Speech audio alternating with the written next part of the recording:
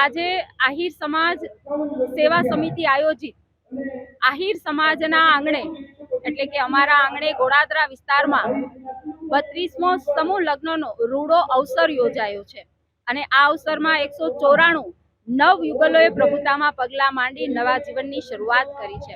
ત્યારે આ નવ યુગલો પણ ભાગ્યશાળી છે, કારણ કે તેમને આશીર્વાદ આપવા માટે આજે આ સમૂહ લગ્નમાં 1 લાખથી પણ વધારે આહિર સમાજ ઉપસ્થિત રહી આ સમારોહના સાક્ષી બન્યા છે। આ પ્રસંગમાં કેન્દ્રીય જળશક્તિ મંત્રી આદરણીય પાટીલ સાહેબ સહિત કેબિનેટ મંત્રી ભાઈ શ્રી ત્રિકમભાઈ સહિત રાજકીય આગેવાનો, સમાજના આગેવાનો અને સમાજના ભાઈઓ બહેનો માતાઓ ખૂબ મોટી સંખ્યામાં ઉપસ્થિત રહી આ અવસરને રૂડો બનાવ્યો છે। ત્યારે વિશેષ જે ભોજન ખર્ચના દાતા પરિવાર છે આદરણીય દાના બાપા શ્રી પરેશભાઈ અને આ સમગ્ર ફાફડા વાળા પરિવારને પણ ખૂબ ખૂબ શુભકામનાઓ પાઠવું છું, કારણ કે આ પરિવારે ધર્મને અને સમાજને દાન ક્ષેત્રે પણ મોટું કર્યું છે।